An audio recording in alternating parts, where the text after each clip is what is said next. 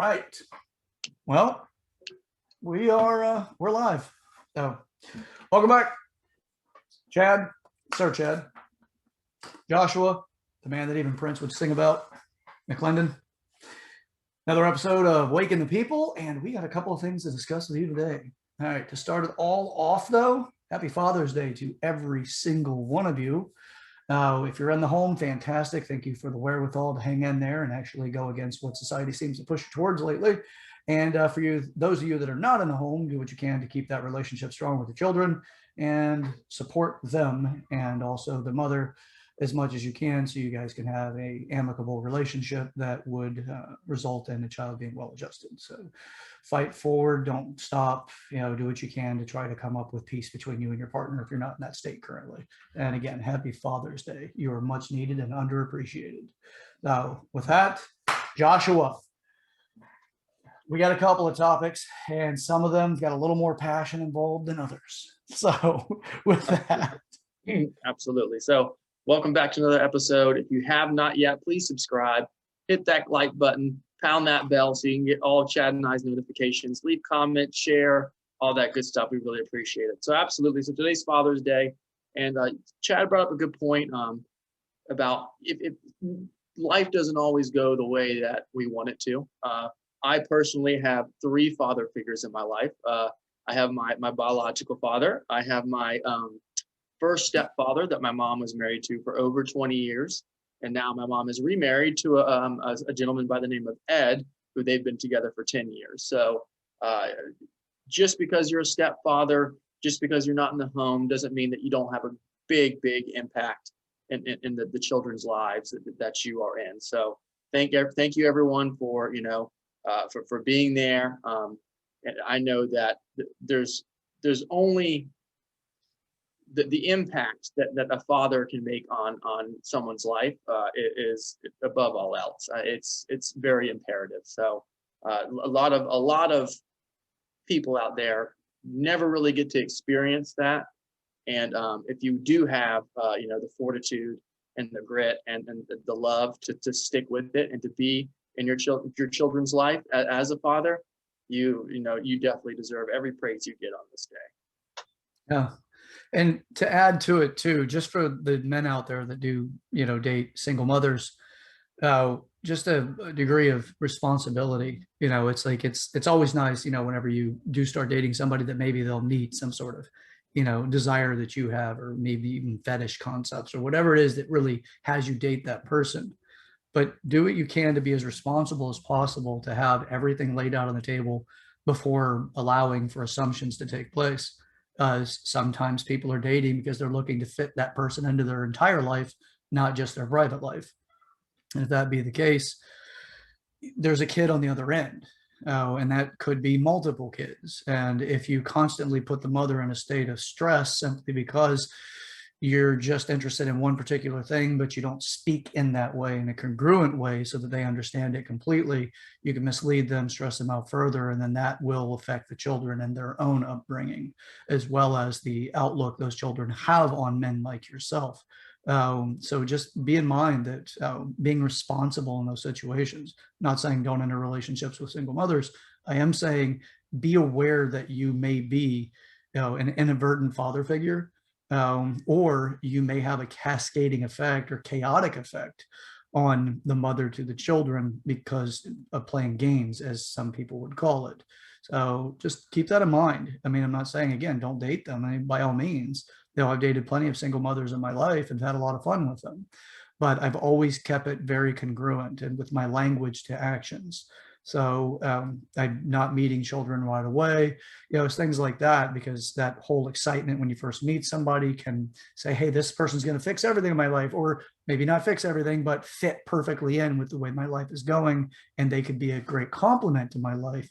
And the excitement can override or can succeed beyond cautionary, as people look at children as if they have a high degree of forgiveness overall for their development.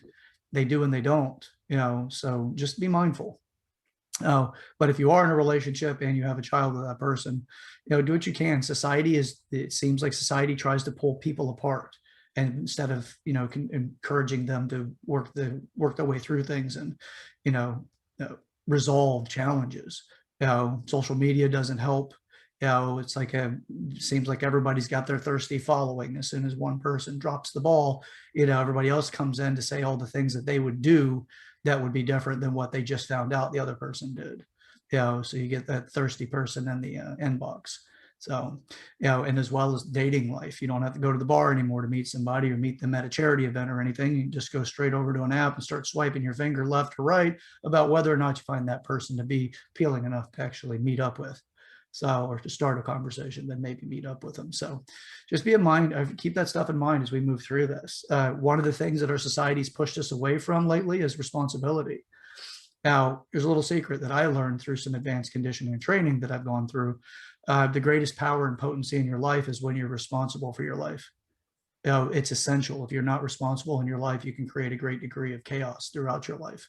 But when you're responsible, you have the ability to grow with such a foundation that you have consistency. So as far as all of that's concerned, I'm not here to lecture people necessarily. You can pay for that on the side. But other than that, I'm just trying to put a little bit more awareness out there. And as far as the mothers out there, appreciate the fathers. If you want to have a very well-adjusted child, you have to figure out a way of making sure that the father figure in their life has some degree of value and not constantly a villain, as some people do. Again, not here to tell everybody how to live their life, but if anything, shine a light in certain places. This may or may not reflect well with you. Everybody has their sins. If you're a religious person, you get the concept. If you're a non-religious person, everybody's made their mistakes. And if we condemn them based off that mistake for the rest of their life, you're likely going to keep holding that person in that position no matter how much they grow, because they learned their lesson, but you're not forgiving that that lesson had been learned. So there's a lot of ways of looking at this. We have a habit of really condemning people based off of whatever they did to us in our past. And it's understandable to protect yourself, but there's the other side, which is you yourself have done something to somebody somewhere along the lines and you expect forgiveness. And you may not give it to other people. It's not fair. It's actually a very narcissistic position to hold if you expect forgiveness, but yet you're not willing to forgive. So consider that next time you find yourself holding somebody convicted to their past. I'm not saying open up your life, open up your bank account, or let people in. I am saying give them enough distance that they can be healthy and happy, or at least the ability to communicate with you. And then from there, see what it turns into. It's kind of a quarantine concept, if you will. It's not completely quarantined out of your life, but enough that at least they have some sort of role that they should have whenever it comes to raising children. At the same time, understand that there's also harm that can happen, and that can come from either side. It's just courts seem to side more with women than they do with men. So again, happy Father's Day. If you're a father, act like it. That's pretty much where I stand with it. All right. So Joshua, you have anything else to say about that before we move into our next subject? No, but since we're on the topic, there is an event in our country right now that's going on that is runs very parallel with Father's Day, and it is the final day of the 2021 U.S. Open, the 121st playing of the U.S. Open, and today is the final round. So just some people are golf fans that listen, maybe not, but this is an event for me that has always been a big part of my life. It always makes up the many dads that I've had in my life, the many role models that I've had in my life. The U.S. Open today is a very special day for me. So, we got a good field, Chad. We got Mackenzie Hughes is leading, Louis Oosthuizen, Ryan Henley. We got Rory McIlroy up there, Bryson DeChambeau. So we got some good players sitting near top of the leaderboard with some other guys very, very close on their heels. So today should be a very interesting, very fun round. It doesn't start till a little bit later because it is played at Torrey Pines, which is in California. Actually, Torrey Pines is a very, very famous course. It's been used for many U.S. Opens. And before it was a golf course, it was actually used by the U.S. military as a grounds to practice mortars, different artillery for the U.S. Armed Forces for them to practice. So can't wait to see what happens. Tough course. Almost had the opportunity to play it back in the late 2010s, but it didn't come to fruition. But I'm super excited to see what's going to happen. Normally on these days, there's 2 days, Chad, that I see golf, at least in my inner circle on my social media, that I don't normally see. And that's the US Open. I think it, again, because of Father's Day, and the Masters. I normally see a lot of people who watch the Masters who aren't golf fans. So if you are watching it, enjoy it. If you do have your dad around, why don't you watch it with him a little bit? If he's a golf fan, spend some time with the family and just really, enjoy the day and all the things that that Father's Day and the US Open can bring to, a family. Yeah. Yeah, it's finding things to celebrate and really to bond with it's interesting because it does a lot more than just, hey, I spent that time with that person. There's factors about that actually can be extremely developmentally sound and good for all parties included. Most of us just focus on fighting, or as if fighting is the topic that we all need to put value on. So the celebratory things as well, like watching the US Open, that can be a celebration. That can be something that also has a sound developmental value. It's also, when you're watching it, golf is a very complex sport. I call it the Ferrari of the sports because it's so incredibly fine-tuned. You could look at football and say, that's the American pickup truck version of sports. They're not disqualified. They're powerful. They're rugged. They can take a lot of abuse, but they're not as fine-tuned as golf. Not to take it away from them, they're fine-tuned. I mean, it takes a lot to be able to throw the ball properly, repetitively, and things like that.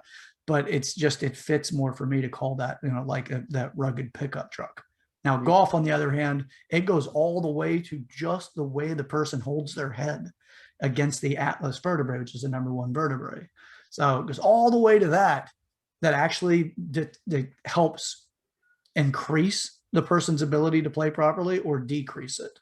So it's unbelievably complex, but it looks simplistic and it looks like, the lazy fat man's golf game or something, right? Or the sport. It's not at all when you really get into the science of it. But if you get to that level of appreciation and you see every single, the mechanics of it, the people that are there watching it, the patience that it takes, there's a lot of lessons that can come out of that. It's not just from the spectator going, this is boring, because it's not. If you truly look for the details, you'll be like, wow, this is impressive. Because if you've ever played golf, you'll realize how incredibly challenging it is to do what these people are doing. And I mean, it is unbelievably difficult. So I throw a club whenever I'm doing putt-putt. All right. So, and I'm like, this can't be that hard. People do this for dates. No, yeah, it is insane. So if you don't have that level of appreciation, am I saying that you should actually get with your child and go and, play golf or something? Not necessarily, but it's a great practice and it does teach a lot of things. I myself have done a lot of martial arts. Joshua has done a lot of martial arts. There's a lot you learn out of that. It's not just beating somebody's butt. There's patience, there's appreciation for the other person, regardless of their attitude at the moment. There's a lot because you can handle yourself better. But you learn the principles, you learn the disciplines, which is a major piece. Responsibility and discipline are extremely potent when it comes to your ability to create a future that is what you want. So if you don't have those two elements, you're trying to play a lottery and hoping somebody else sees value in you that you yourself don't exhibit. You may tell them that you're that valuable, but anyway. So as far as that goes, there's a lot you can derive out of that. And if you're sitting there with your child watching the US Open and you hear your kid, make a statement that you yourself appreciate about the game of golf, and you can see that they see a particular principle of it or mechanics of it or whatever it is, some value of the game, and you can bond at a deeper level versus going, it's a little warm out today, or can I get a beer? Or whatever, my back hurts, can't wait to go home. Whatever that stuff is, it's all superficial. When you look at the depth of golf, incredibly complex. And if you don't have that appreciation, you don't have to, but it is valuable to look deeper into it so that you understand what a population value in the world appreciates about that thing. So the discipline and the responsibility that is exhibited is something that I directly appreciate. So the fine tuning, incredible. So, and Joshua is far better player than I am. And I mean, I may be lucky enough to carry his clubs around. That's the level of distance between him and I. So, but while I'm saying all of this, Josh was just nodding his head. All spot on, baby. Oh, So many lessons you learn from golf. You learn patience, you learn etiquette. There's a certain level of etiquette that you have to show to your other playing partners and people on the course. Networking. I mean, for anyone who maybe has a young kid out there who's listening and their child shows interest in golf, I highly recommend that you get them involved. There's so many programs. Just in our own local area, we have, the First Tee of Tampa Bay, which is a program where you bring your child and they teach them, the basics of golf, and they do all kinds of sponsorship programs for education. Just down the road from me, there's Chi-Chi's. Chi-Chi's, he's done a lot for community outreach. Golf is an amazing sport, and it's a lifelong sport. Football is a great sport to watch, but that game has a time limit, and the day will come where your body is no longer able to play football anymore. So golf is one of those games where if you pick it up, you can pretty much play it your whole life, and it'll humble you. Like Chad said, golf is super, super difficult.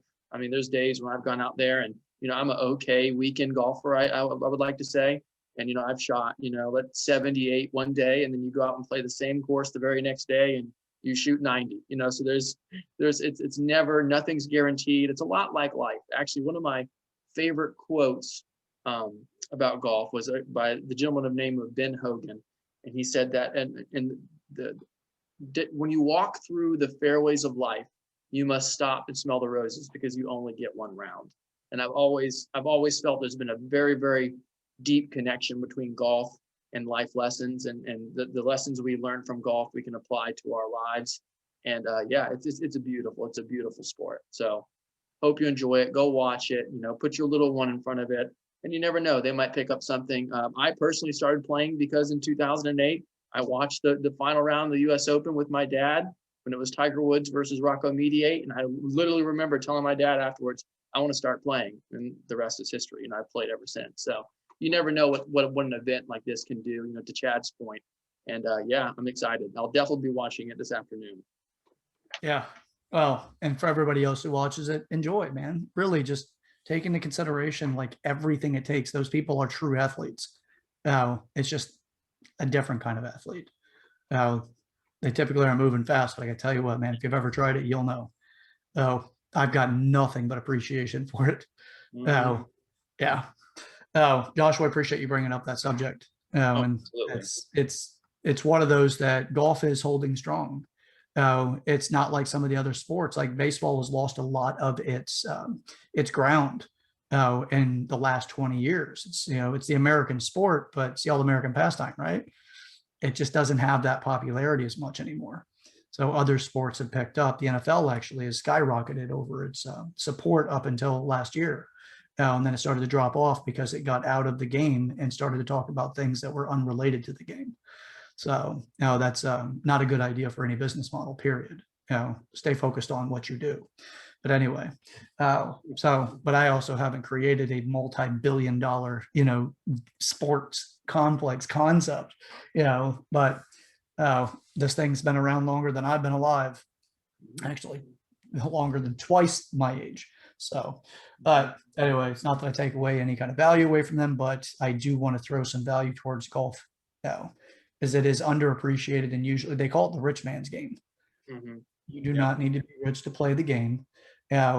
It's a lot of the things in it can get very expensive, but when you really get involved in any sport, a lot of that stuff gets really expensive. You could pay thousands of dollars for a racket for tennis, or you can go to the local, Walmart or wherever. They're not sponsoring us, so we'll just say local box store, and pick up a racket for, $12 to $20, something like that. So get into a good set of golf clubs. Oh, God. Yeah, those things could get about half the value of my house. Well, maybe a quarter. Yeah. And you can go get a starter set. You got to start somewhere. Go get a starter set. Let's say sub $130, and you could play with that for years. Until you really get either better financial monetary income where you could upgrade your clubs or not. And And I like how you talked about the sport growing, because I think golf is growing much faster than a lot of sports are. Just for, look at Top Golf. Top Golf, what they've probably been around for less than 10 years, right? And that's a As far as great I know. way. Yeah, I mean, they're popping up. There's all kinds of different Top Golf like businesses where you go and you just hit balls and everyone enjoys it, and that gets a lot of people into the game, and it shows that, hey, this is pretty fun. We just see it on the TV and think it, like Chad said, this is a rich fat man's game, but when you actually go and do it, you're like, this is actually, pretty enjoyable. There's some camaraderie that comes out of it. You meet great friends. So yeah, it's I'm happy to see golf's growing, and people like me who play a little bit more than the average person. It's really up to me to continue to grow the game and to get other people into the game. So I try to do that as much as I can. You ready for this? Yep. So Top Golf was founded in the United Kingdom, and it was Watford, and it was in 2000. Really? Okay. Yeah. So isn't that interesting? Hold on, I'm going to find out one more thing, and then we're going to drop Facebook. Yeah, let's see, when did it come to the States? I wonder when it started coming to the United States. Maybe it was in California or some places we necessarily didn't live before it ventured out into other areas, because they are big freaking complexes. And the one thing about Top Golf versus just going to a driving range is Top Golf is expensive.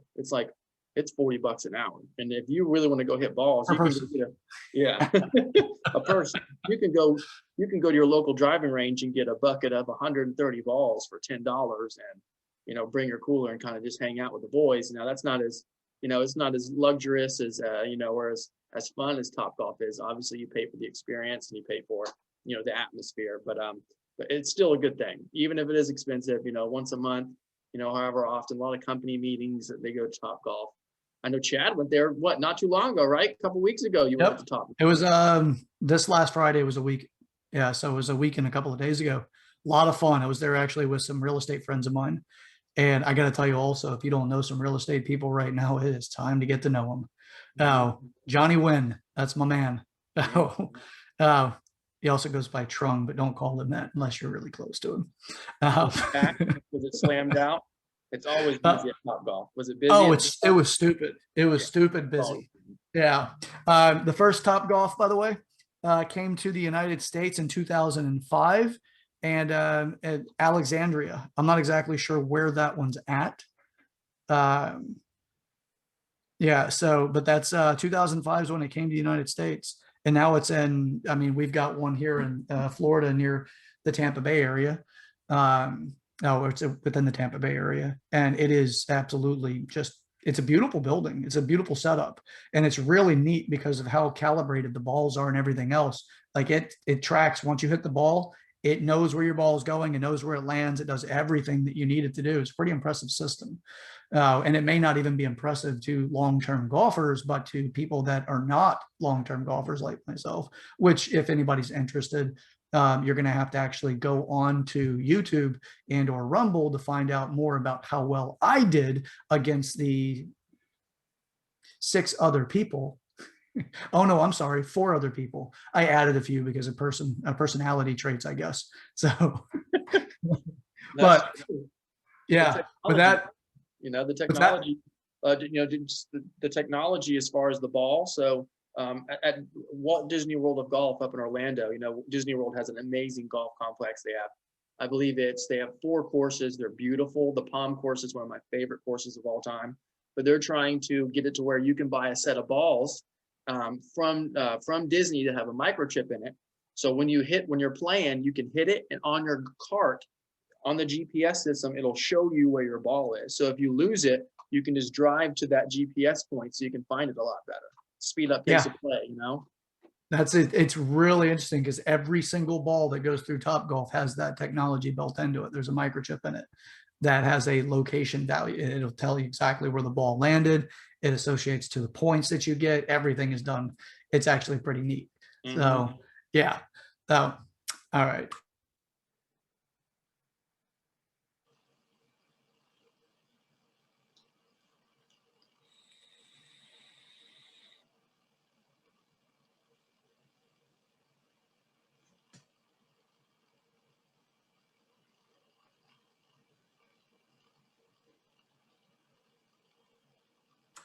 So, how I scored.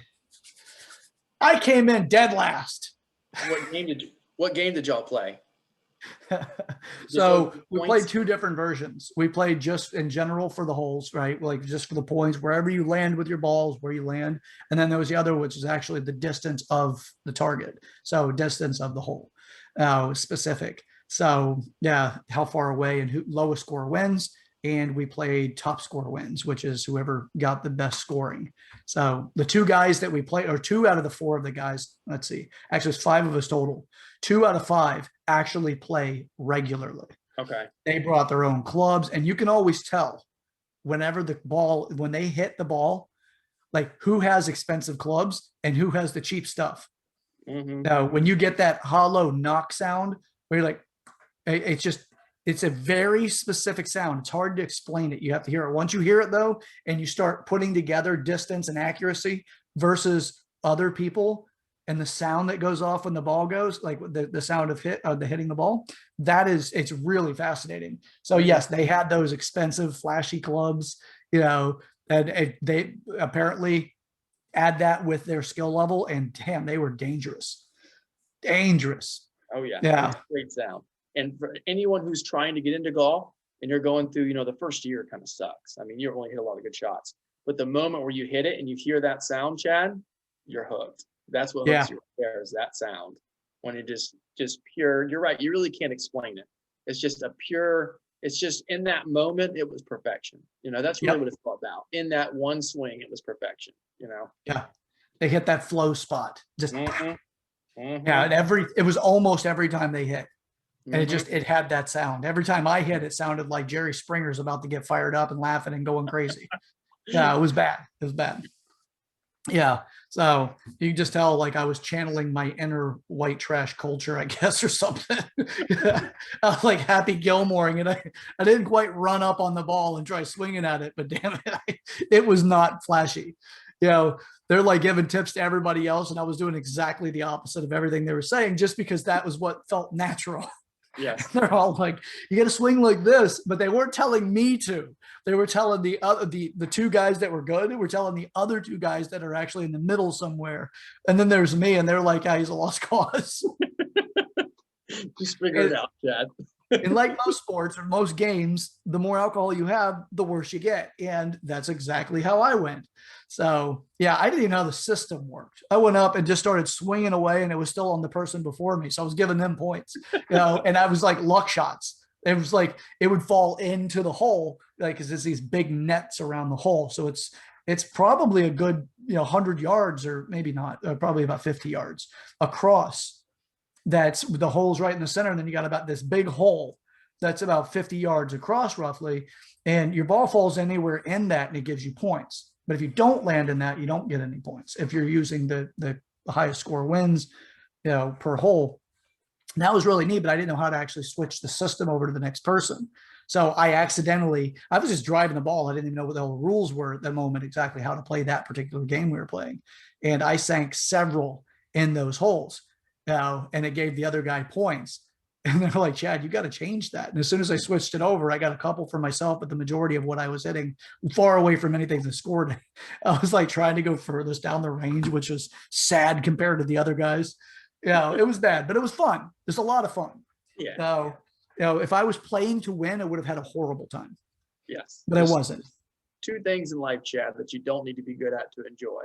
It's golf and sex. Those are two things in life you don't have to be good at to enjoy. So go out there and swing, have fun. The more you swing, the luckier you get, pretty much. Yeah, but it's always the people that are playing with you that may not have so much fun. Yes. yeah. But that's part of the game. Both of those things. That's one of the beauties, again, of golf. You learn how to, when you spend a whole round with someone, which is about 4 to 5 hours, it can be, you're going to learn a lot about the people you're playing with. And if you're able to maintain your composure, not only to play a very challenging game, but to deal with other people's antics, and because golf can be very emotional. And if you're able to still keep your composure and stay calm and still be an adequate member of that group, that's one of the beautiful life lessons of golf. Because in the workplace, you're going to have to deal with people that are not going to be on their best behavior all the time. They're going to try to project their emotions onto you, and you have to keep your head strong and stay in the game, so to speak. So yeah, it's one of the beautiful things about golf. And what I love about that, Joshua, is perfect segue into the next topic, which is this rise of victimology. Oh, people are being so conditioned to try to find out how they've been victimized, regardless of whether or not anybody had the intent of being villainous or to harm that person. So we have so many people that are just looking for those opportunities. So that when you're a victim, you take away your own personal responsibility and you take away your own your discipline. You take away a lot of things that make you potent because you've fallen into this category where other people need to do something to help you. That's what a victim does. Now, does it mean that no one's ever a victim? No, but it's also how you live in that space. If it creates your identity and therefore now that's who you are, you identify in some way with being a victim, yeah, you've just given yourself the least likelihood you'll ever do something potent in your own life for yourself without other people needing. So with that, I was watching another video recently. This is a gentleman that does a lot of things on the Black Lives Matter movement and people misbehaving. And this guy actually puts out a lot of stuff that typically mainstream media does not put out. As far as like whenever somebody who falls into the specific category of being a minority, predominantly a Black minority, that they don't share the same values whenever it comes to publicizing it. So you'll see like whenever it's a victim and it's a Black person that's a victim with a white perpetrator, they will accentuate the identity of those two individuals, regardless of whatever the issue was, but they really make the white person look like they're a bad person and the Black person look like they're this real innocent victim. Now, whether or not that be true, that's how the media likes to push it. So he put out one video that I watched recently. He's also the one that tipped me off to the Alabama shooter, which still has not hit mainstream media. The Texas shooter, you will have very small mention about what happened in Texas with this mass shooter. We talked about in the previous episode. There's a reason why they have not been mentioned. Now, what they did do is during the Atlanta shooter, which was the religious kid or the young man that went in and shot up an Asian parlor. His was a mental health issue that he felt a religious conviction against those individuals. It had nothing to do with supremacy. It had nothing to do with the white power movement, none of that, but that is how the media put it out there. We heard about that. It continues to come up. They use it as one of the talking points about how white supremacy is the most dangerous thing in this country, even though the actual value of how many people truly are in that category is incredibly small. It's probably the smallest minority that we have because it's something that nearly no one accepts. But I can tell you these behaviors where you're telling white people they're constantly wrong and racist and bad people will push them that direction. So don't create the boogeyman. Try to be more responsible with where you are. If you find yourself falling into that victimology or the victim status position, I'm wrong, you're wrong, I'm right, I'm being some sort of transgression has been put against me. So there's a woman that was thrown out of a bar in DC. It was a club. And when she was thrown out, the bouncer also was a Black man, and it was a Black woman. She was thrown out because of the way she was behaving in there. And some people had caught the video. They didn't get the entire thing, which is typical, right? They only got what actually made the bouncer look really bad, and they got the stuff that made her look like an innocent victim. So she started a fundraiser for herself. Now, Joshua, have you ever been thrown out of a bar? No. Nightclub, anything? Nope. So I have. Now, I haven't because of my own behavior, but some of the people I hung out with. I've stopped bouncers from throwing some of my friends out because they were absolute dipshits back in my 20s. But getting thrown out, even if you get thrown out and you don't land on your feet, is usually there's a good reason for it. It's not something you go rushing out to try to capitalize on it so you can defame somebody so you can make money. So this woman is trying to raise money, and she is raising money. She wants money to be raised for her legal defense and for treatment, therapy, because she was thrown out of a bar. She wants $75,000. is the goal of this fundraiser because of her legal fees and her pain and suffering. So she's going after the bar and the company that had the security, the bouncers. She's going after them legally. She wants people to help her pay for that. And obviously she's going to sue them to make money off of it because she was acting disorderly in the club and was thrown out. So, But did they say it was a race driven? Is that something that no, she's saying? they're both black. Okay. Okay. Yeah. Do So you she's have that saying video by chance? because it was an LGBTQ club. Ah, okay. Okay. And yeah, so she's saying is a discrimination of some sort. I don't know how she's trying to draw it just yet. It'll come out in the future as far as like exactly what she's trying to say. But yeah, so it was an LGBTQ club. It actually had quite a few white men in it, which was part of the reporting. And I think that's part where she's trying to say it was racist, even though it wasn't the bouncer himself. But I think she's trying to take that angle to say because it was with a bunch of white people that they tried to throw her out because she didn't match. So we'll see what actually like what she truly mounts her or her attack or her legal position on. So, but that's victimology. And it's like, what does it do is it gets other people to start wearing the lens of victimhood. It's like predominantly a lot of liberals fit that category. The way they got there is empathy. And some people have realized that they can manipulate and abuse somebody based off their empathy. Well, what do you think it feels like to be this person? I've been very empathetic my entire life. That was one of the things that gave me a lot of a deeper understanding about people and their motives, about what they're doing and why they're doing it. And people would regularly come to me to ask me advice about what's going on with people in their life. Now, they were asking me advice as a peer, as a friend, not as if I'm some sort of licensed professional, but I have a very high empathetic value in my personality. So I do understand people to a great degree just because I put myself in their shoes.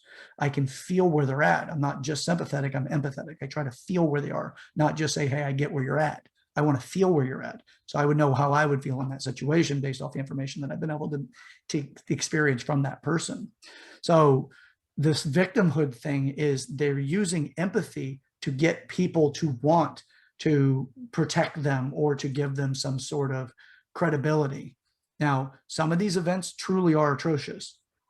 The problem is there's a lot of events that are not. The Jussie Smollett's, the Alexandria Ocasio-Cortez, where she's seeking therapy for what happened at the Capitol, even though she wasn't even there when it happened.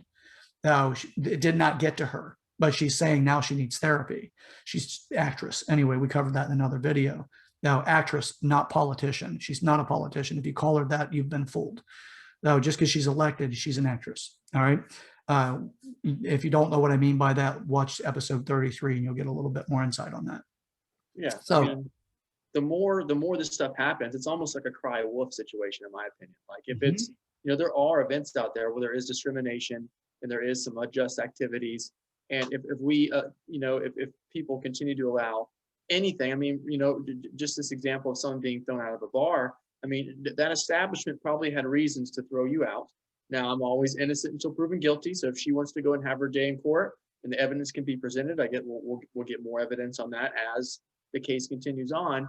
But the problem is if we're always, crying wolf, that there could be a situation where there is some real injustice and there is something that needs to be done, but we've heard it. And now, years down the road, we're almost immune to it. And the proper, proper actions and justifications might not be taken because we're so used to everyone crying wolf and crying victim. And, whether or not everyone is going to run into a situation in their life where they will be a victim, right? Everyone at some level, how you handle it, that is what it depicts, whether that affects you or not. If you're victimized and you're victimized and there's really no way you can get out of it besides either maybe legal grounds, etc. But it's still up to you to say, hey, you know what? I was victimized by this person, but I'm not going to give that person control over me. And I'm going to let my own actions speak for themselves. And I know who I am. And I'm going to continue to push on with my life and learn as a learning experience versus you could waste years of your life worrying, why did this person do this to me? Because all that does is give that person the power to change the whole situation and not giving yourself the power to change the situation. Yeah, it's people looking for opportunities is where it gets really nasty, because you do get the true events that have happened where somebody was put into a bad situation based off of a truly malicious person or people. And then you got all of these other events that are not being told as a truth. Like I explained about one of my reasons for doing this being that my niece Kaylin that had passed away, and how the media portray the situation and they completely misconstrue it. They actually did a disinformation campaign because it got more views and it got more of a following by misrepresenting what happened. Uh, Same concept.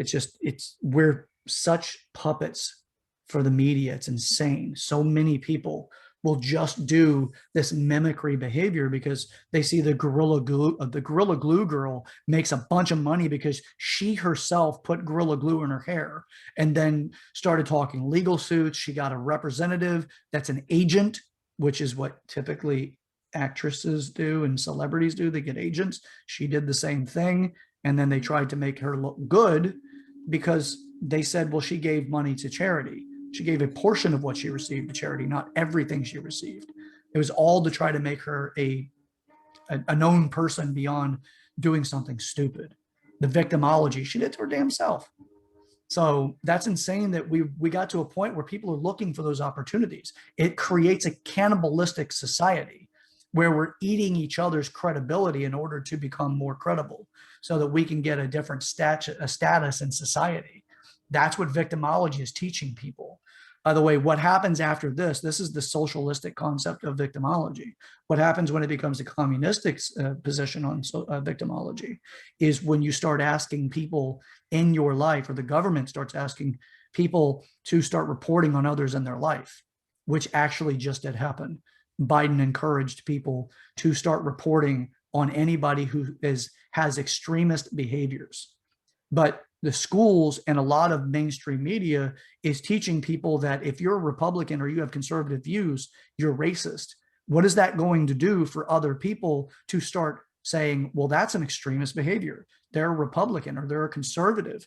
That is dangerous. That's what leads to racism. This is what causes all of these issues. It's going to start getting people that don't see things through the conservative views, but have more liberal views, especially younger people, to start reporting the people in their life that actually don't agree with them. So that's the next step. But it's not fully something you say, hey, that's victimhood. That's how you get there, is you have to get them to start seeing the world through a specific lens, so that when you start creating a call to action to report people, report the extremists in your life. Joshua, you realize that they've been taught that if you have conservative views, you're racist. Mm-hmm. They say that being on time is a racist thing. It's a white supremacy thing to be on time. To work hard is a white supremacy thing. This is a university published this. I forgot which university, but we can get that. Where they put out all of these things that say what white supremacy is and how it has affected our culture, and why white supremacy is still such a major issue, even if we don't have, skinheads and, Nazis, these neo-Nazis marching in our streets. They just say, okay, well, this is how you identify it. This is how, Black people, gay people, all people can be aligned with a white supremacy agenda, is because of working hard, being on time, recognizing, and it's the different stages of white supremacy, where there's the allegiance, there's the sympathizers, there's like 5 different things that basically say this. We do need to find that, but we'll bring that up on another episode to talk about those different things. But that creates this report system. That's how you identify who you're supposed to report. And again, Biden just called Americans to do this, to start reporting on each other. That's communism. That is attacked. Yes. People know that the South, the Confederacy, they were Democrats. That's what their political ideology was. They were Democrats. Those are the ones that were predominantly slave owners. And, the Republicans were in the North. And also racism, if you're so ignorant and you're really such an idiot that you think that, the color of your skin makes you better than somebody else, then those people have such a small say in the world. And, there's a lot of evidence that, in my opinion, if you look at the facts, I mean, here we have our president saying to turn people in who show extremist behavior. But here he is saying that, Black people are not educated enough to go get an ID. They're not educated enough to go vote. They're not educated enough to get a job. In my opinion, that's racism. What do you mean? They're completely, they can 100% go and get an ID. There's so many intelligent people that I know that are African American, that are Asian, that are Latino American, that are, Native American. It's your intelligence level and your ability and your stance in society has nothing to do with your race. It's about, the work you put in. It's about you. Now, there's some, America has not always got it right. No country has always got it right. But the one beautiful thing about America is that we continue to try to right our wrongs as history goes on, where other countries do not, right? I mean, I think South Africa, they still had slavery in the 2000s, So they still have it now. Yeah. No, they still have it now. There's still Assyria purchases slaves from, it's a southwest country. I forgot exactly which one. And they're currently buying slaves from that portion of the country, of the continent of Africa. It's a small country over there. And they sell them. Syria buys them regularly. There's still a slave market, but we're talking about something that didn't happen the way that it's been portrayed to have happened, like the 1619 Project. Like we're talking about stuff that actually did not happen and or only happened in some aspects, but they're sensationalizing it. That is a history of things that we've outgrown. But you see, once the Democrats lose that particular element about the voting system, where they can no longer say, okay, we're just going to stoke racial division so they get more votes, which is, they're known for doing this. They've been doing this for a long time. Like you said, the South back in the Civil War was Democrats. The North were Republicans, but they've switched it. The Democratic Party founded the KKK, but then you've got these idiot, misleading fact checkers, which I don't see how anybody can say that with actual credibility, and calls these people the Republicans started the KKK. They're the racists. No, you like to be lied to if that's where you are after you see the evidence. If you've been provided the truth and you just say, nope, this doesn't line up with what I've been told your whole life. You can be lied to your entire life. But if you don't research and you let the talking heads on television teach you, or even now, we've got people that intentionally misinform in universities because of their own agendas. They're rewriting history. But as far as the racist thing, as you mentioned earlier, that the white racists have reduced in size because there is no public venue that is accepted that allows them to speak. But the anti-white racists, that population is growing and being encouraged regularly by every group that they're told is minorities. They consider women to be minorities. Did you know that, Joshua? How the F do you come to the conclusion that women are a minority? It's a 50-50. We have 50% men and 50% women. And they consider women to be minorities. How fucking stupid. Sorry, I said effing earlier, but I'm dropping it now. Do you have to be to say, yeah, we're minority? What it is it's to clump all of those individuals together where they were being claimed to be minorities, but now they are the majority because of all of the identities they put out there. And they need the 50% women to believe that they're minorities in order to make it a majority of that entire identity politic. Now, so that's part of it. The other, like you said, as far as the white racists and how racism are no longer allowed to have like places to speak openly, is only for white racists. The remainder of them, the anti-white racists, they're growing massively because they're encouraged to. They're encouraged to by the media because they're not getting a punishment and they're getting money. They're getting TED Talks, which fucking TED Talk has turned into absolute garbage anyway. So it's just ideological bullshit now. They used to be great. Now it's just, I wouldn't even waste $1 to watch any of it. There's some evidence that could be said about women's rights, and they did get their voting rights a lot later than men did, and women have gone through a lot as far as civil rights. But to say that they're a minority, that's just improper wording. They need to go look up what that wording means. Yeah. It has nothing to do with your rights, and you could say you're a minority in some cases, I guess maybe in the workforce, but not necessarily as a whole. That's kind of, and honestly, I think women are really starting to take over. I mean, go look at some avenues like social media. I mean, women dominate social media. Men, we don't stand a chance, right? Because women did this, they dominate it, and that's awesome. It's great. You know what I mean? Keep doing your thing. But, you know, again, Don't do it at the cost of anybody else. no, It's yeah, great if you can do it in an organic environment where you're the best person for it. This is so far away from Martin Luther King's dream. It's fucking insane, right? Martin Luther's dream was that it did not matter the color of your skin, but the content of your character. We are so far away from that. The content of your character can be a condemning value for you actually being good at what you do, because the color of your skin or the gender that you were born with does not match up, or the identity you claim. So that's part of it. By the way, Joshua, did you know the largest group that fought against women's voting rights? Do you know who they were? probably other women. It was other women. Do you know why? Because they didn't want to mess up the status quo.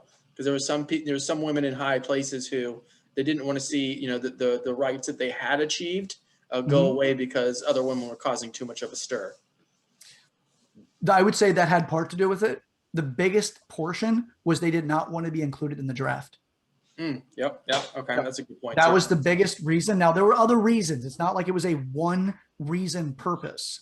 It was multiple, but it was other women fighting against women trying to get their own rights to vote.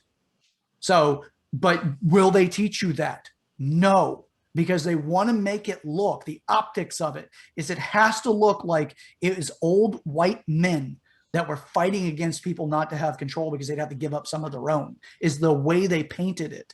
The biggest allies to the women voting movement actually were those people they're saying were against it. So older white men who had those voting rights and had the quote unquote power were supportive of the idea. They wanted women to have those rights, but women rejected the idea mostly because of the draft. They don't want to be included. They don't want to be drafted into war and have to go off to fight and potentially die. They're like, you know what? Let men have that. There were other responsibilities they did not want to have to share. So there was reasons behind that. But if you're not going to do the research, you'll buy into whatever the fuck the media tells you. Not you, Joshua, but the individuals that listen, right? So that was a major thing about it. But what we have is we have people that are professionally rewriting history. They rewrite history based off the emotions of what people believe logically makes sense. You can frame absolute lunacy into a logical piece based off of how many pieces of information line up with the idea that's being presented. So you could take something that's absolutely fucking insane if you don't have the pieces they use to justify it. Because once it gets to a certain part, you've been taught something for so long and in so many different ways that sound supportive to the main idea, then it starts to look like it's true. It starts to look logical. But for you and I, because we're not educated that way, we'll look at it and be like, that's not logical, that's silly. Because that's indoctrination, that's brainwashing. And that is a lot of what's going on now. You see people right now that will do everything against their own interests. Everything. You get these white liberal boys and girls that have gone to college and go home strangers. They're activists. They hate their parents. They hate the way their parents got to where they are that gave them the opportunity to go to college. They hate them because of the way that college indoctrinated them to hate themselves. And you hear it in videos all the time. They're like, you're a straight white man or you're a straight white woman. You know, and they themselves are that. They're like, you need to check your privilege. They learned that when they were in college, and that's how they learn to hate themselves. You need to give other people voices. You're not allowed to talk here. Silence increases the sound on the other side. No, if they can silence you, they are winning. And by going after the freedom of speech, that silences you. And I just want to preface that Chad and I are by no means saying that we think that there have not been acts of discrimination or, you know, injustice, and just, you know, through the African American community, through the Hispanic community, through the Asian community. But again, we want to say that we feel that we live in the best country that is trying to right its wrongs better than anywhere else. I mean, I don't know if there's a better place to be than the United States as a minority. You know, it's a reason why people keep coming, trying to come to the country. and live the American dream. It's because we do, we offer the most opportunity for people of all races to achieve and to, get what you put in. And we'll continue to move that way. Hopefully, if the people with the powers that be, that in my opinion, they really don't want to see equality, because that would take away some of their power. If everyone got along and everyone was on the same playing field, then power would there would be no more power. We would have the power. And it's not something that I think they want to see happen. So just want to preface that we are all in this together, no matter what your race is. I don't, I only have most of my friends are minorities. I really only have a handful of white friends. I have, my significant other is Mexican. And so it's silly, guys. We cannot just label everyone into one bracket and say that because you're white, you are racist. That's the silliest thing I've ever heard. Yeah. And that's the way that it's set up, especially if you're conservative. And even if you're conservative, but you're not white, you're racist, because that's what they're framing conservatives to be. We're non-party affiliates. We're defending that position that you can be conservative. You can be anything that you want. But if you're going to go and attack others, I'm not okay with that. If you want to have a conversation or a debate, that's great. So there's a piece that I wanted to address there too, it really isn't. Everybody has had something happen to them. Everybody, every population on the planet has had some sort of an atrocity, and they had some sort of victory. So to constantly go along and try to condemn people based off of their history or their past, especially like the United States, there's a reason for that. They're not attacking the United States. They're attacking capitalism, but they're using that to undermine capitalism so they can shift the system of business, the structure that the country abides by, into socialism or communism, which, by the way, if we go socialism, we will end up in communism. It's just that's the way it's sold. Socialism sounds good. Communism is what it actually turns into. So, and if you don't like what those things are, or if you do, screw it. If you do like what those things are, you need to start learning what other countries have done when they've gotten to that point. Look at Venezuela. Do you want to live there? Take a 6-month little hiatus. Go live in Venezuela for 6 months and see how well you think it actually works there. Is that they turned to socialism. They were capitalistic. Now they're socialism. Now, there's a reason for that. So could you imagine, Joshua, and for the listeners, could you imagine how much good we could create if our politicians weren't trying to divide us? Like our tax money, every single time one of those politicians, I don't care what side of the aisle they're on, every single time they go up to the microphone to talk about something is our tax dollars being spent. Everything they did to prepare for that conversation is our tax dollars being spent. We pay their salaries. We pay what they fight for. If you don't agree with what they fight for, you need to wake up. Understand if they actually align with you, or did they placate you so you could be owned by them as a demographic voting block for them. So our tax dollars is spent every time Nancy Pelosi says something belligerently drunk off her ass or whatever, allegedly. Every time she does something or says something stupid. A lot of our tax money was wasted while Trump was in office, not because of Trump, because of the people that hate him. Them lodging this entire thing. Think about all the treasonous acts. If you went back 30 years ago, 40 years ago, the people like the guy that was sleeping with the Chinese spy, Swarwell or whatever, out in California, he would have been tried for treason. He was compromised. Now he's at the top of a board that's investigating January 6th. The fuck out of here. And people are unable to see past this. People that have shown that they have direct financial influence by foreign entities categorizes as treason when they make a policy that actually favors that entity. And we're not doing anything about it. It's there. But when the FBI is investigating patriots, whenever we have people that didn't do anything on January 6th, like the president of the Proud Boys, I forgot his name now. But anyway, he's a black man. But he's the president of the Proud Boys. The Proud Boys is supposed to be this, far-right extreme racist group. It's nonsense. But so he's still they still have him in custody. And supposedly they're beating them every time they get mentioned on YouTube, which I don't know if that's true or not. I do know, and I've heard from many different sources, they are being very aggressively treated while they're in custody, and they're likely never to see the light of day again. They probably won't ever see the light of day again. But what did he do? All he did is showed up in DC. He turned himself in. They didn't come get him for doing some crime. But yet people can set fire to buildings in all over the country, actually, that are federal buildings with federal officers inside, which in itself is also treason because you're attacking a federal institution or a federal building. So that's an insurgence, but yet those people are let go by the DAs in those countries or in those states. So there's a lot going on, but because the media doesn't discuss it, it's not the big media, which includes Fox. I still don't ever call me a Fox fan. I like Tucker Carlson. I think that he reports most of the time pretty fairly, but he does speak about a side that gets abused a lot, so I can give him credit for that. There's a few of these people, the personalities that I actually do support, but the majority I don't. Like the woman that came out on Fox News on a local channel, and she said she was turning over video to Project Veritas.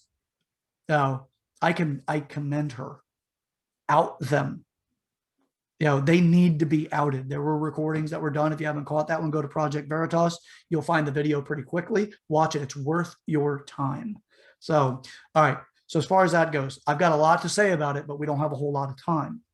But Josh, would you have anything else before we transition this into our hero politicians? No, just want to emphasize a little bit, don't let yourself become the victim. We're all going to be manipulated in our lives. There's going to be a moment where all of us, no matter what race you are, you will be victimized in some way, shape, or form. Don't give that individual the pleasure of doing what they want, which is victimizing you, manipulating you. Remember that you are in control, even if it may not seem like it.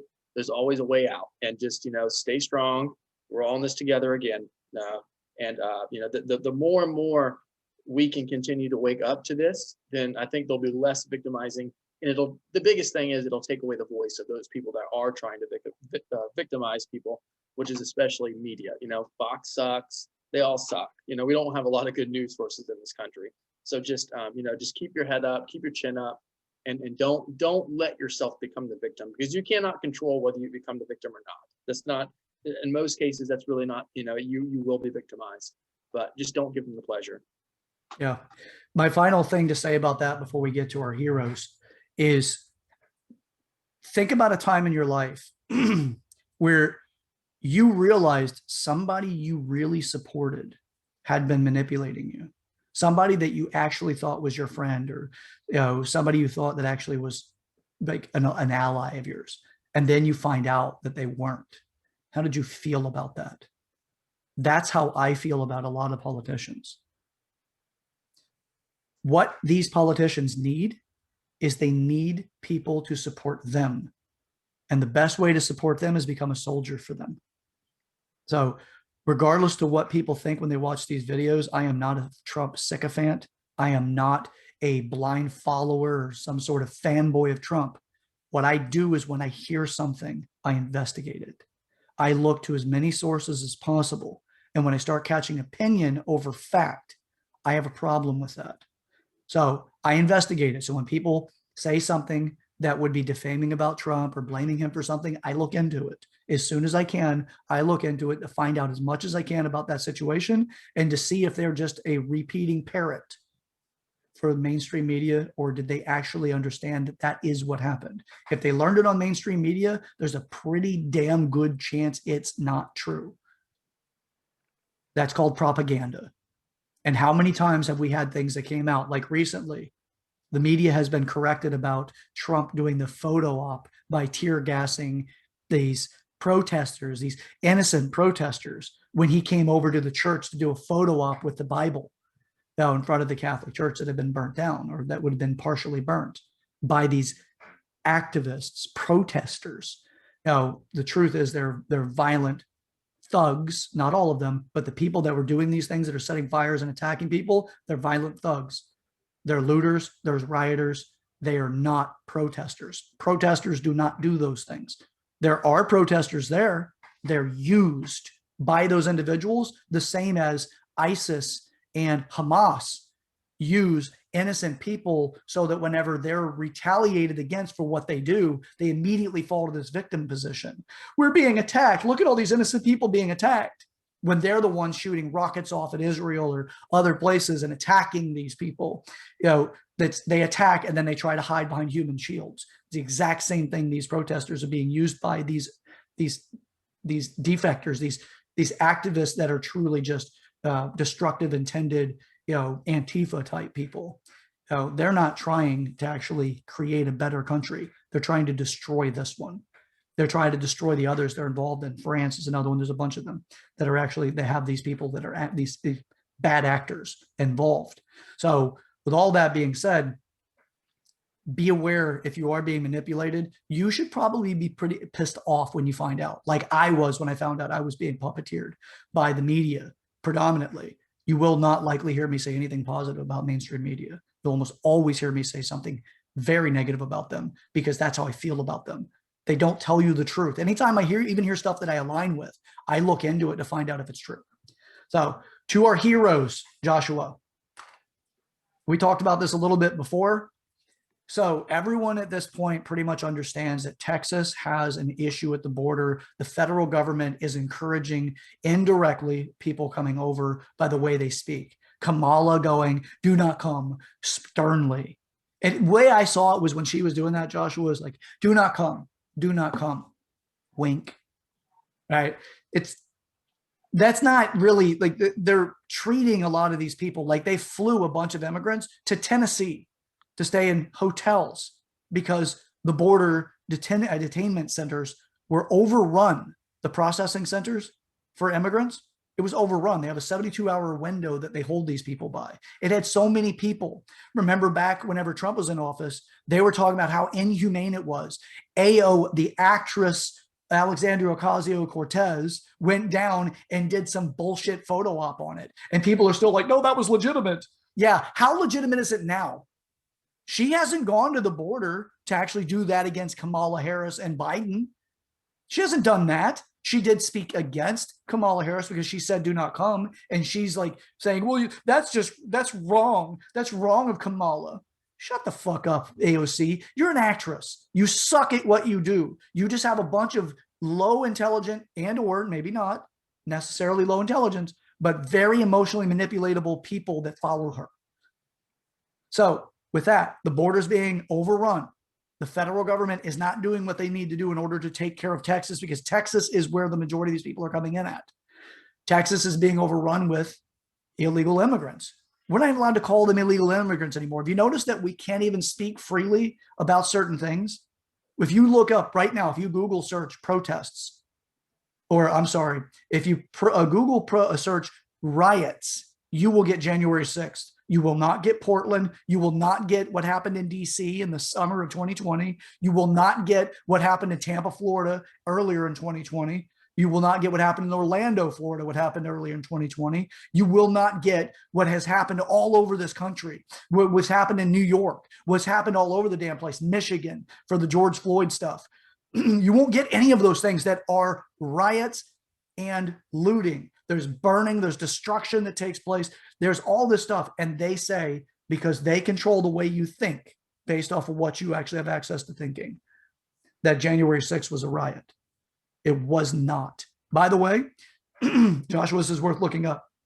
But then we really do need to get to the heroes, because I'm all over the damn place with this. Now they're proposing that January 6th was orchestrated by the federal government. Now, a lot of truth behind that. I mean, yeah. If you look at the evidence, Yes, that's what I'm going to get to.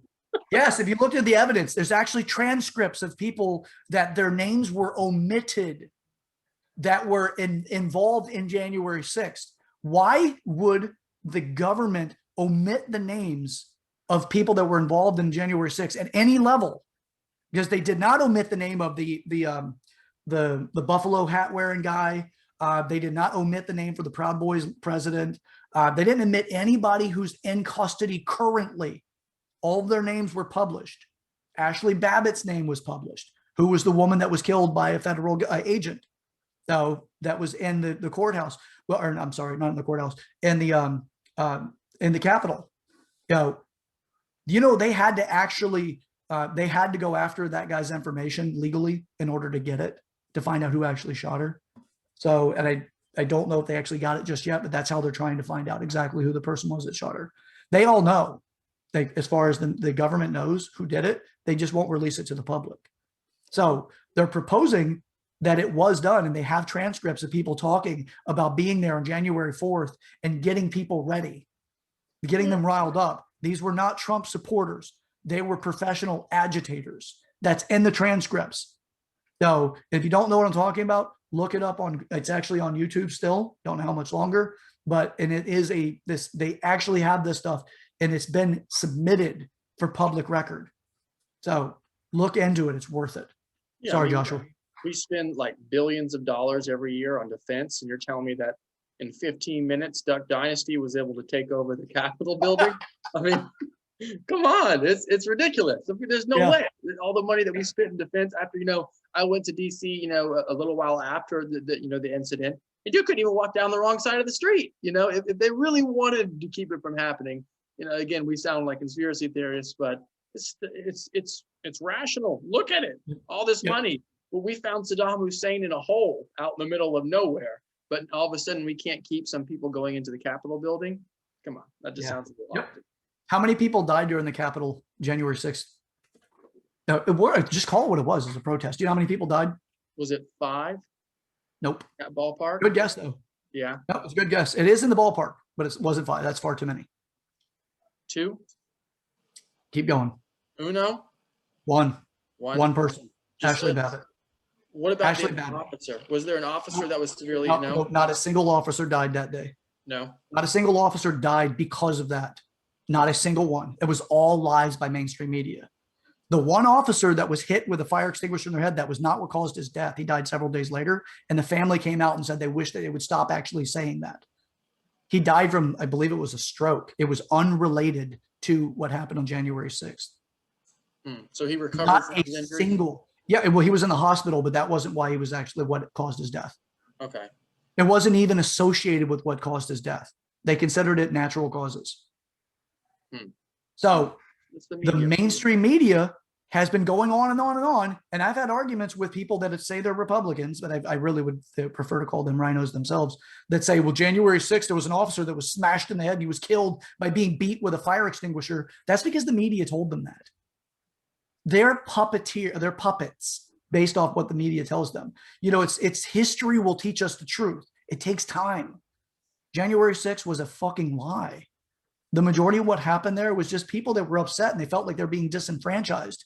They walked to the Capitol, and it wasn't even the entire group of people. It was a small group of people that went to the Capitol by comparison to the largest amount. And that was not what they didn't do what was being said that was done. Most of those people did not go there to steal laptops.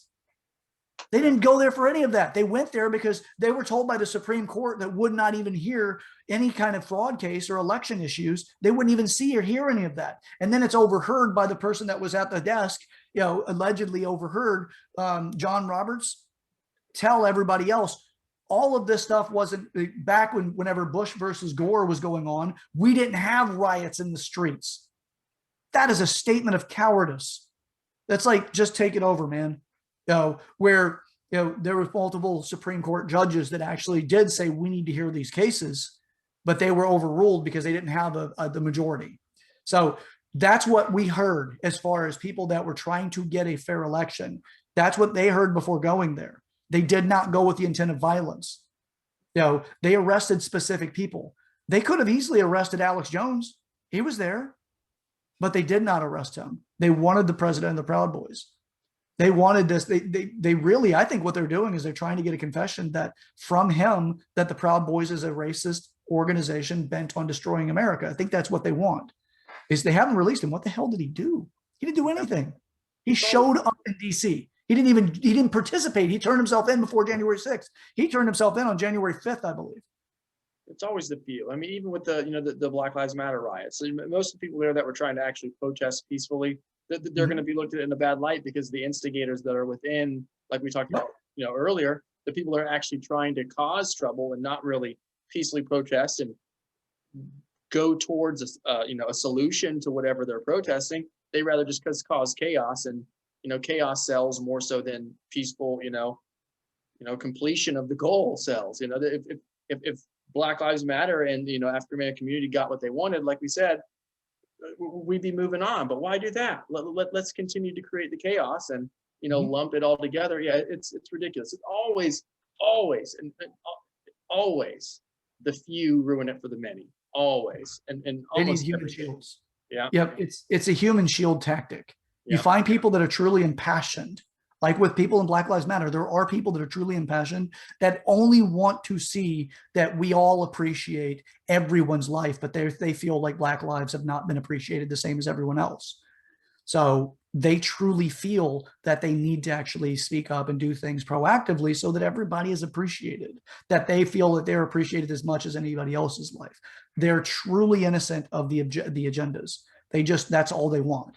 And I'm not bad mouthing those individuals. I'm bad mouthing the people that are using them, that make them a human shield, that gets the white suburban liberal mother or woman come out, and they use them as human shields, which we saw that in Portland, and they do things to agitate the law enforcement so that once the law enforcement try to react, then they move this infantry of these protesters in so that if something bad happens to them, then they blame it on the officers. But nobody is willing to stop for a second and say, or just it doesn't seem like anybody's willing to stop and for a second and say, the agitator did something to the officers came to do something back to get those agitators. And then when they came in and this wave of human shields came in, bad things happened to that wave of human shields. No one's blaming the agitators. They're blaming the officers that are responding, that their job is to keep the peace and to protect people. And they make them look like bad people because they're activist agitators. So that stuff is lost on most people. They don't look at it that way because they're emotionally involved and they say, those officers are bad, they're wrong, look at what they've done. They're just blind because they have the emotional blinders on. It sucks. So, all right, we digress quite a bit, thanks to me, of course, away from our heroes.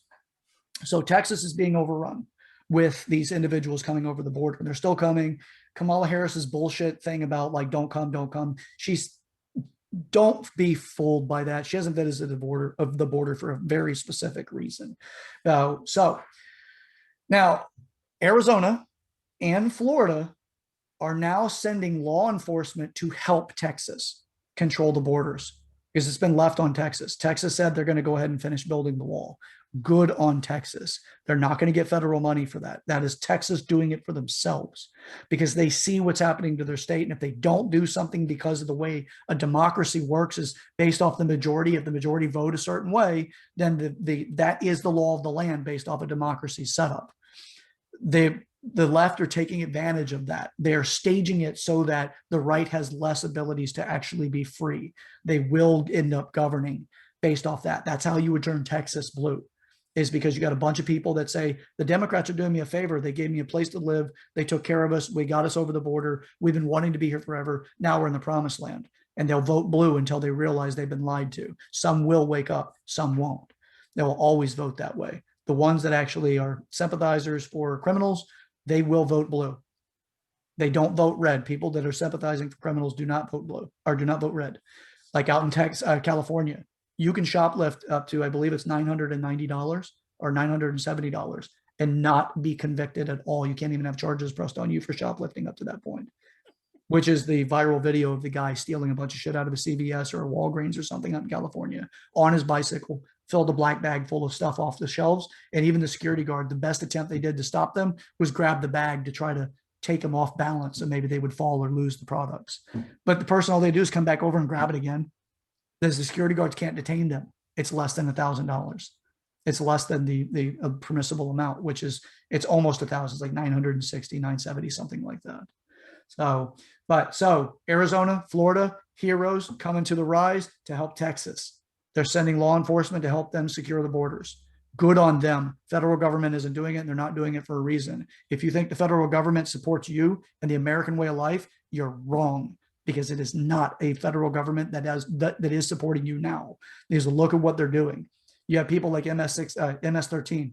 They're coming in. Now, you have people that are truly violent individuals. They get over the border. They have people from other countries that are not allowed to fly into this country that go to another country and they travel up. They have caught multiple world players, terrorists that are on the terrorist list trying to cross through. Those are the ones they caught. Imagine for the ones they haven't. You know, Joshua, in Mexico, they will lease a baby to get people over the border. I'm sure. And once they're in, they've abandoned the baby so the baby can be returned if they can find a way of returning them. They lease them. It's all that happens over there. You know, I mean, you pay, you know, coyotes, the people to smuggle you over, and it's thousands of dollars. They don't guarantee your safety. They don't even guarantee that you're going to stay in the country. They just guarantee that they can get you over. That doesn't mean they're going to get you over alive. It's a mess down there. Yep. It's a complete mess. And you know, honestly, this administration is really ignoring the problem. Instead of they're complacent. They are the problem. Yeah. Exactly. I'm going to go as far as say that. And it's like, I actually had a conversation with someone yesterday who he travels a lot for his work, and he was in Austin, Texas for a little while. And he said Austin, Texas is like a third world country now. It's like, it's terrible. There's people in tents. You know, it looks like California. And part of the reason is one of them, the largest landowner in Austin, Texas is the mayor. So, you know, so it's like, this problem is all over the place. It's going to continue to grow. We're lucky that we have not really seen any of this in our own state, because if we had a different governor, if we had a different, you know, person in charge, we could very, very easily be in the same situation that California or Michigan or now even parts of Texas are going through. And we have to be thankful for that. And of course, it's not to be sympathetic for the people that are trying to come into this country, but it's okay. Instead of just telling everyone to come over, why don't we just focus on actually how to get them into the country legally, how to improve our own immigration policies, and how to, you know, make them productive members of society instead of just telling them to come on in. You know, there's right ways to do things and there's wrong ways to do things. I know so many people in my life, and even my own individual family, that are legal immigrants and that did it the right way and got their citizenship through naturalization. And why don't we just better that process instead of just, you know, and to be honest with you, those people that have gone through that you know, naturalization and legal citizenship, they don't like this either, because then they're like, what the hell? I did this whole, you know, year-long process and did all the necessary steps, and now we got people coming in and they're getting a check shoved in their hand and they're getting a place to live, and it's, you know, it's really demeaning to those people that came here legally. Yep. And all of this during a pandemic where we're worried about people's health and well-being. And then you got people that are coming into the country that have not even been vetted for viral load, that have not even been checked to see if they're carrying specific diseases that we are susceptible to because we've done such a good job about eradicating them. So they get through.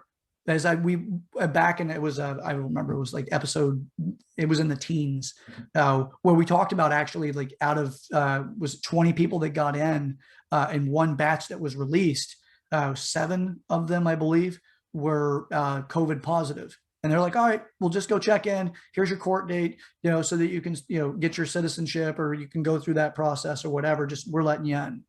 So it's insane. Also, some of these people that are sold in through coyotes, which the people that are really benefiting, cartels are benefiting significantly because their practices are going through the roof, because now they're like, hey, we got a whole bunch of people that are coming. Let's make sure that we can get you in a little bit easier.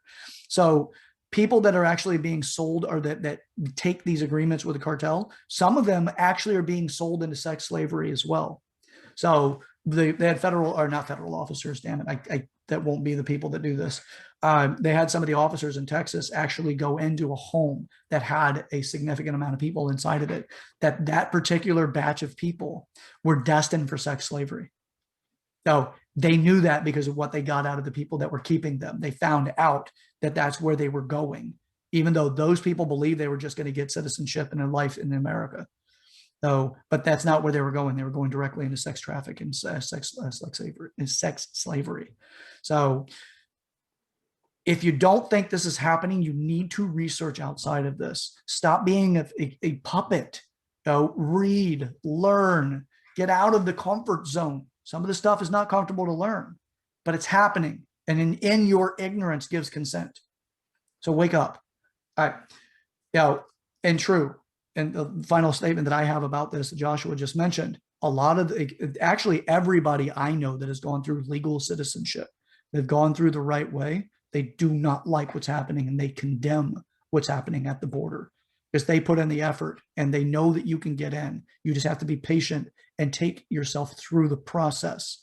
The people that don't want to be patient and take themselves through the process either don't realize the process exists because they're coming from another country, they don't really understand the process necessarily, or they're criminals. So it's either or. There's not a third option in this that I'm aware of. But if you guys have a third option, by all means, put it in the comments section and enlighten us. Remember, this is about waking the people. We're not saying we're 100% right, but I'll tell you that we research a lot more than the average person does. So, And I'm all for citizenship, baby. I want more taxpayers. The more hell money yeah. you make, you pay into taxes. Come on with it. So I love how people try to make, citizenship and immigration a racist thing. That's not true at all. The more people that are coming into this country that are citizens, that pay taxes, that contribute to this country, that's a good thing for us. It's good. It's not what's bad is when people do it the wrong way. So yeah, it's law abiding is a good thing. And again, it's also, we're not saying taxpayers to make the government bigger. We're saying taxpayers to at least just hit the baseline foundation, fundamental things that we need, fire department, medical assistance, things like that. Actually, if anything, we need better programs to get people off welfare. But that just saying that's going to be racist, even though welfare has every single demographic in it. But anyway, all right. Nothing else on this subject on my side. We've got two more that actually work together on this. So, Joshua, you have anything else before we jump over to our G7? No, I think we hit everyone. Yeah, we've talked a bit about a lot of this. All right, final bit here. So we're going to play a game also at the end. So first off, G7 happened earlier this week. Where the G7 is where you have specific world leaders come together and they discuss the actions of that nation and what's going to be going on moving forward, and just exchange ideas and check in with each other, basically. So you get a lot of these world leaders that come together. Putin is actually a part of it. So Russia is part of this. So a lot of it is the allegiance that we had during World War II, and it's like a relic of that just continues on. So we keep checking in with each other. And it is held in Sweden. I believe it's Geneva, Sweden. But please correct me if I'm wrong. So Biden, it's incredible what we witnessed. If you watched any of that, what happened with Biden during that? He lost track just like he does here. He does not resemble in any way a competent, strong human being. He comes across as just being just somebody who is just kind of there. There was a really disturbing photo. By the way, he had flashcards. Let me hit the photo and then we'll get to the flashcards. There's a disturbing photo of the president of France in a posturing position, leaning over Biden, which will be on the thumbnail of this video, leaning over Biden with his finger pointed at his chest and having a very, I would say, chastising look on his face. And Biden looking down, pitifully looking down at the table while he's being talked to by the president of France, looking like he's being chastised. Now, the words of what was exchanged there is not available to my knowledge at this point, but the photo says a huge amount. So it looks like the president of France is chastising him, pointing in his chest, and it's almost in his chest. He's about 6 inches away from his chest, but that's where he's pointing. Now, how you would talk to a child that you need to act proper in society. So with that, it does not say we have a competent leader. It says that we have a weak, fickle, feckless leader. So that's part, again, that will be on the thumbnail. So I got some more info, Chad. I got some more info on G7. So looks like this year the United Kingdom host it. It looks like that they bounce around a little bit. It looks like, it looks like that Russia was annexed in 2000. So now the current members are United States, United Kingdom, Canada, France, Germany, Italy, Japan, and the European Union. It looks like this year it was held in, like I said, in United Kingdom. But they do bounce around. Okay. I think every year they change the location. It does have a lot of World War II resemblance with Germany, Japan, Italy, France. Maybe Russia, maybe he's there. They have the Russian-United States summit Okay. I Okay. thought that just like rolled out of that, but thank you for correcting me on that, by the way. Yeah, this is, and I guess there is some been restructuring of this too. So it's kind of an ever changing group. Looks like it started in formation was 1973. The first it was the G6 summit was February 15th of November, November 15th, 1975. But it does look like there were some countries in there that kind of bounced out. But yeah, I'm sure that Putin he was included in the European Union portion, you said, right?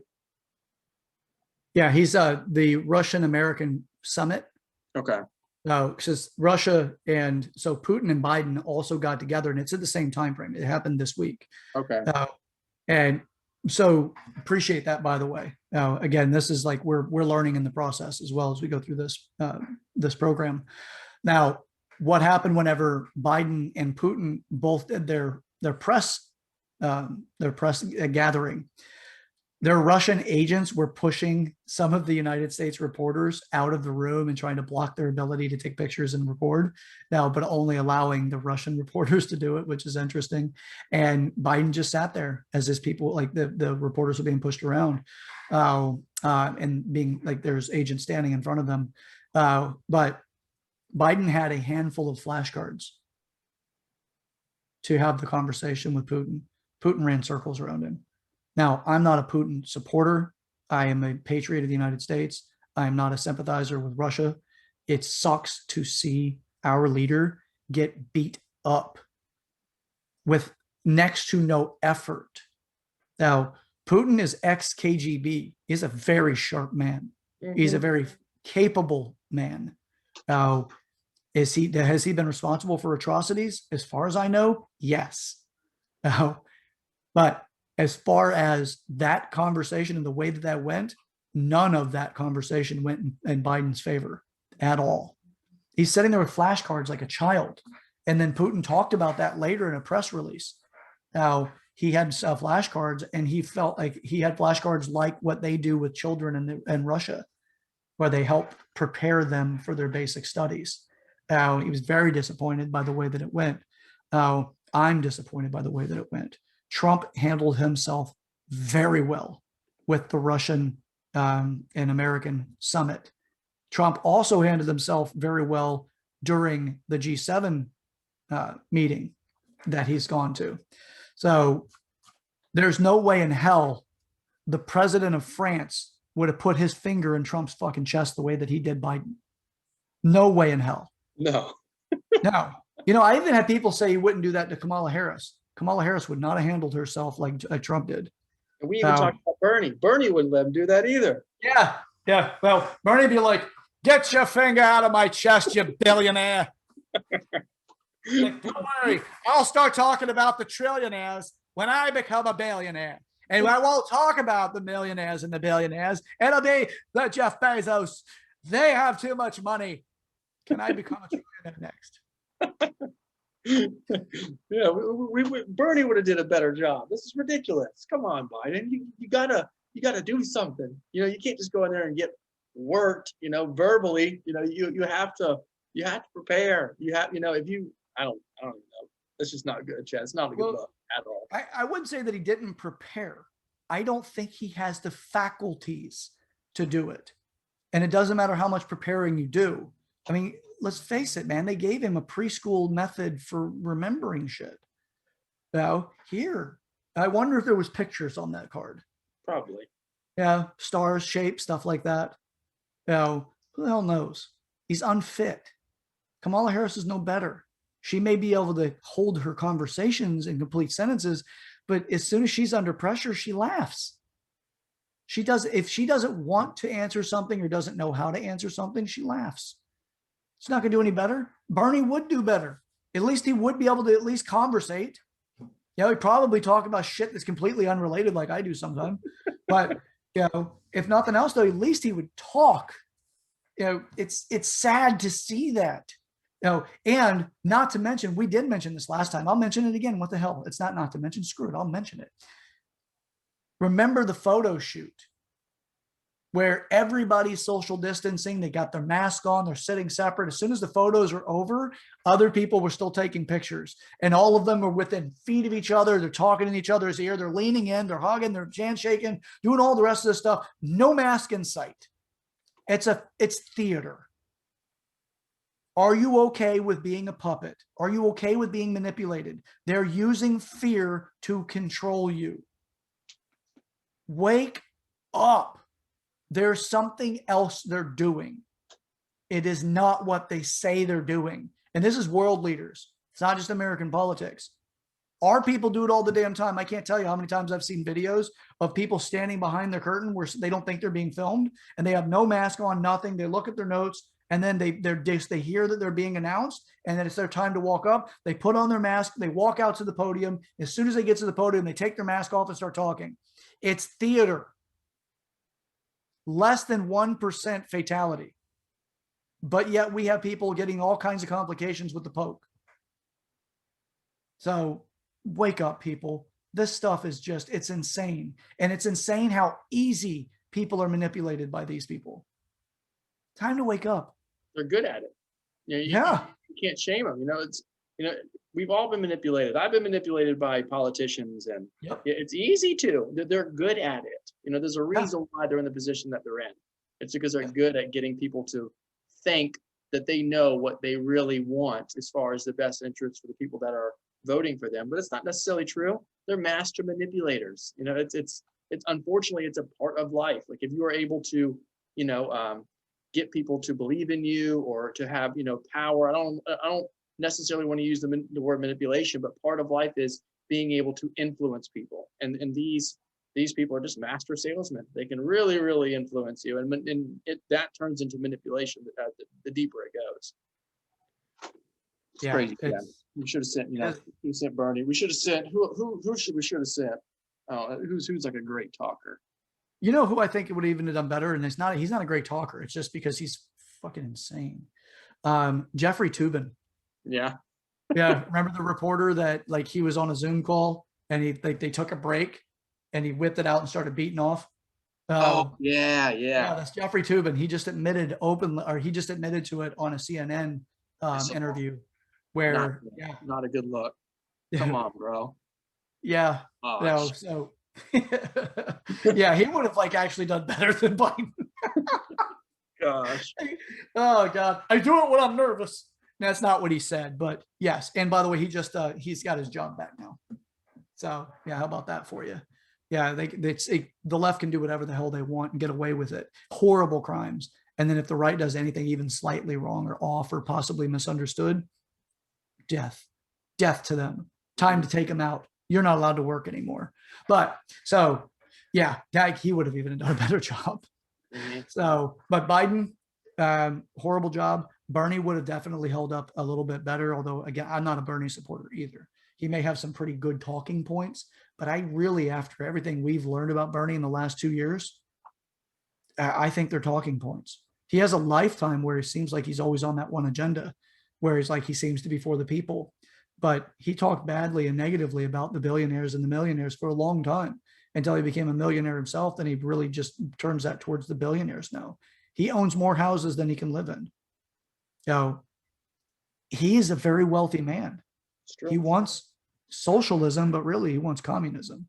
He honeymooned in Russia. So that didn't tell you something. It's if you like capitalism, if you like the opportunity to be able to change your status in life and not need to get into politics to do it, because when socialism and communism kick in, you will not raise above your status without the government saying you're allowed to. Currently, government doesn't say anything about whether or not you can raise up. You just have specific restrictions that you need to abide by certain policies. But that's it, just to make sure you play it fair. That's it. That's capitalism. But if you want that other stuff, man, you will not be able to move up without the government saying so. So, and that's if we get communist capitalism like China has. But if it's not, you have to be a politician pretty much to move up. And there's very few politicians that'll be out, and term limits will be over with. They won't have term limits. So anyway, that's all the stuff to keep an eye out for. But Bernie, he would have done a better job than Biden. There's a lot of people that, could you imagine if it was DeSantis? I know. Ooh. DeSantis would have the French president kissing his hand. Yeah, he would. Like, DeSantis is no joke. That man is a true politician. He is a true for the people conservative politician. It's just out of nowhere too. Out of nowhere. Mm-hmm. It's not like he's a lifelong politician. Nope. He just got into it.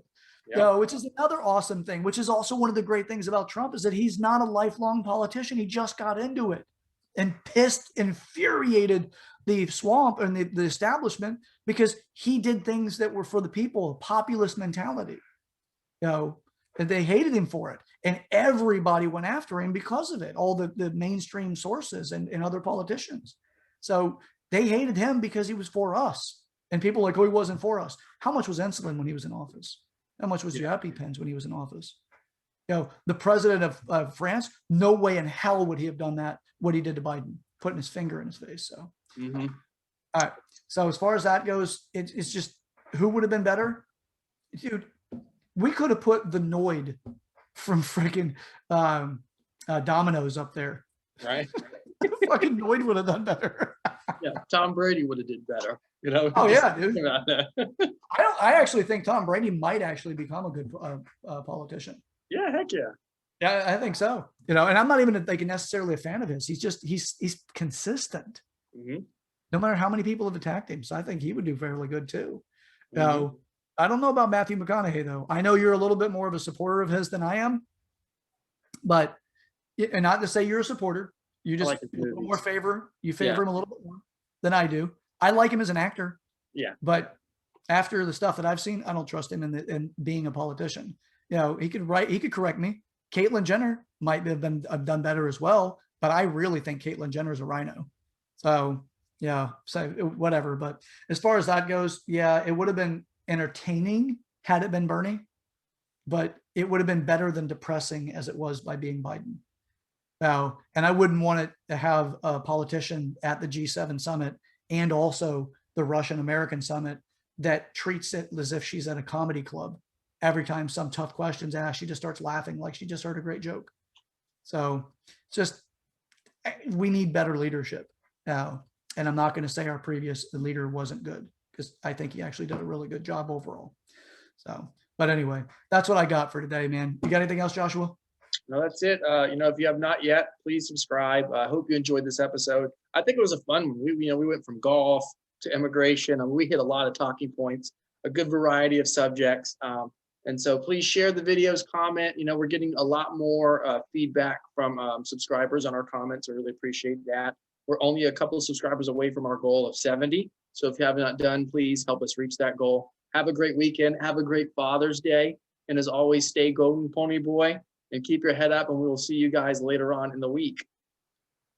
All right. Yeah. Stay golden, pony boy. We're going to need to get that on a hat or a shirt or something for you. And as always, I'm Sir Chad Everett Brochures. I am your host with my co-host, Joshua, the man that even Prince would have sang about, McClendon, your patriot, my Kraken. With that, we're all Americans. Let's act like it. Really, we're in this together. Let's actually act like we're in it together. All right, with that, we'll catch you all next time. See ya.